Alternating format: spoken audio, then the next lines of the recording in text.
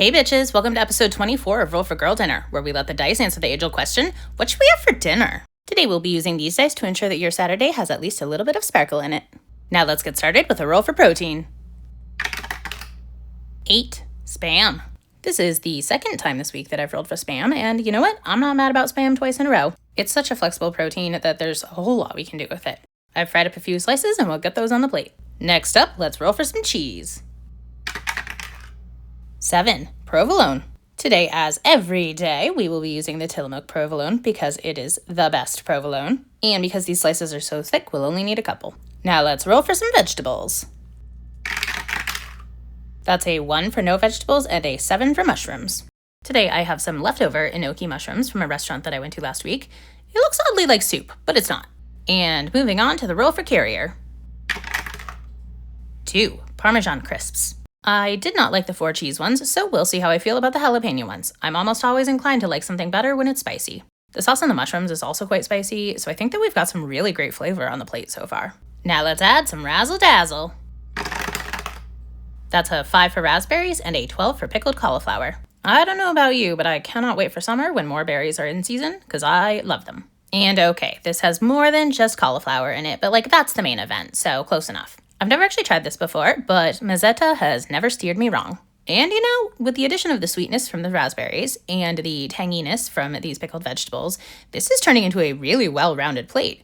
We've got salty, spicy, smoky and creamy from the cheese, the aforementioned sweetness and tanginess from the Razzle Dazzle, and I'm not just going on as long as I can about this because I'm struggling to get anything out of the jar. That's definitely not what's happening. Mazzetta, I need you to consider a wider mouth jar for this. Either that or consider cutting the cauliflower a little bit smaller. That would work too. Okay, I guess we're just going to consider this enough. Aw, crap. Celery, how did you get here? Now time to make it saucy with the roll for sauce.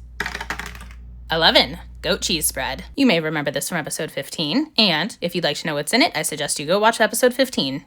Time to roll for some sparkling water. 8. Black raspberry.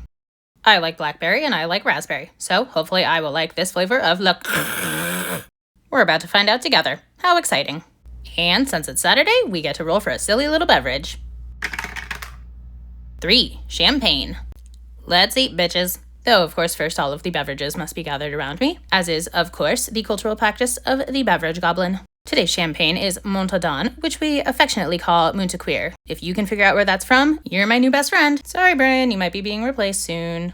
As always, we'll round this out with my leftover coffee, and it's time to give this black raspberry a shot.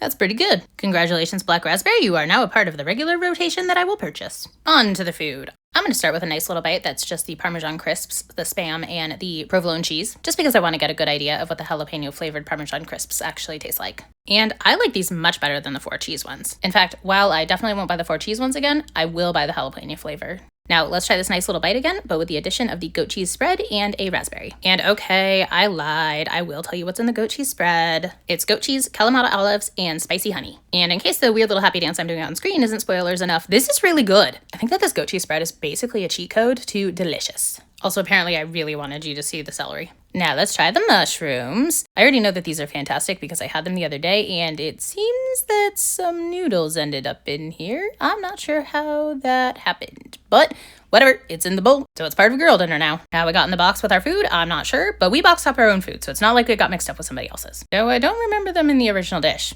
Apparently, I don't know what I ordered. Apparently, I also forgot about this champagne because I haven't had any until now. It's delicious. Now, if I were Yoria Tanglefern, a wee little gnome who grew up in the woods outside a major industrial city, who always had a fascination with the machines and the technology of that city, but who also saw the negative impact of that same technology.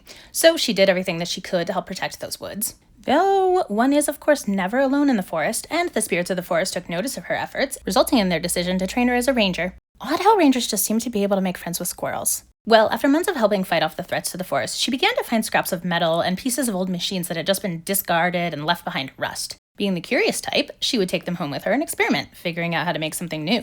With practice, she became a skilled tinkerer and built herself a mechanical companion, Urena, to aid her in her efforts to preserve the forest. If I were her, I would give this meal a perfect 10.